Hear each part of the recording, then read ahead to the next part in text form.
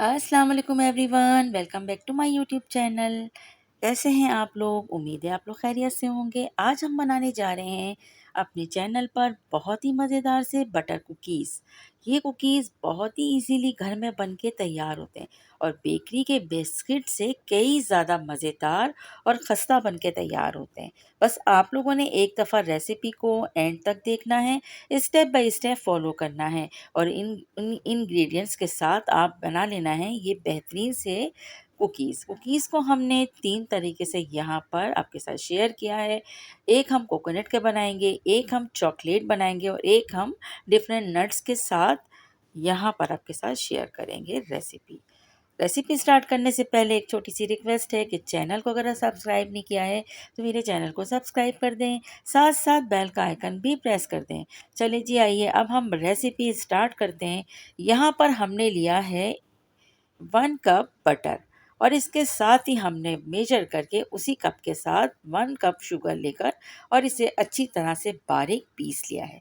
Sugar और butter को अच्छी तरह से हम मिक्स करेंगे स्पैचुला की मदद से। बटर को थोड़ी देर फ्रीज़र में रख के हमें थोड़ा-सा हार्ड कर लेना है। इसके बाद हमने यहाँ पर शुगर ऐड करने के बाद 2 से 3 ड्रॉप वनीला एसेंस के ऐड किए हैं और शुगर को अच्छी तरह से बटर के साथ मिक्स करने के बाद अब हम यहाँ पर ऐड करेंगे 1 टेबल स्पून भर के अंडा। अंडा बस हमें यहाँ पर 1 या 2 टेबल स्पून ही ऐड करना है, इससे ज़्यादा नहीं करेंगे। और अब हम इन चीज़ों को अच्छी तरह से बीटिंग कर लेंगे। बीटर को हम उस वक़्त तक इस्तेमाल करेंगे जब तक शुगर और बटर जो हमने डाला था वो अच्छी तरह से एक क्रीम की शक्ल इख्तियार ना कर ले। और आप देख सकते हैं कि काफ़ी हद तक ये अच्छे से एक क्रीमी और बहुत ही मज़ेदार सा एक शुगर और क्रीम का मिक्सचर तैयार हो गया है। लेकिन अभी हम इसे थोड़ी देर और बीट करेंगे कि इसको और स्मूथ हमें करना है। स्मूथ करने के लिए हमें इतना ही बीटर चलाना है। आप चाहें तो इसे हैंड विक्स की मदद से भी कर सकते हैं। अब हम इसमें थोड़ा-थोड़ा करके 1 कप या सवा कप हम इसमें मैदा ऐड करेंगे। मैदा हम यहाँ पर थोड़ा-थोड़ा ऐड करेंगे, हमें जितना रिक्वायर्ड होगा उस हिसाब से हम यहाँ पर ऐड करते जाएँगे और इसे अच्छी तरह से बटर और शुगर के साथ मिक्स कर लेंगे। अच्छा, अब यहाँ पर बीटर का काम क्योंकि हो गया है ख़त्म, इसलिए हम बीटर को यहाँ से हटाएँगे और अब यहाँ पर हम इसे एक गहरे बर्तन के अंदर जो खुले मुँह का बर्तन है उसमें शिफ्ट कर लेंगे। क्योंकि यहाँ पर हमें अच्छे से हाथों की मदद से करना है मिक्सिंग।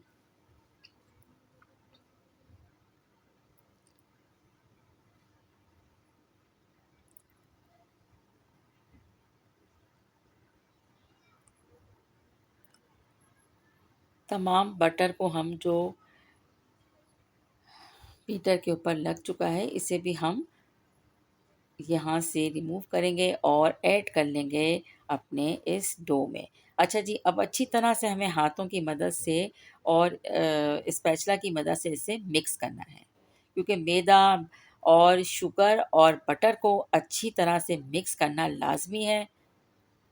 1 चुटकी इसमें हमने नमक भी ऐड किया था। अब हमने इसको 3 हिस्सों में डिवाइड किया है। एक हिस्से में हमने ऐड किए हैं 2 tablespoon cocoa powder. Cocoa powder को हमने अच्छी तरह से मिक्स करना है। यहाँ पर हम बना रहे हैं इससे चॉकलेट बिस्किट। यकीन करें बहुत अच्छे बन के तैयार होते हैं और कोको पाउडर अगर अच्छी क्वालिटी का है तो वेल एंड गुड। तो इससे तो इसका मज़ा और ज़्यादा अच्छा हो जाता है। इस तरह अच्छी तरह से इसे हाथों से मसल-मसल के हमें मिक्स करना है।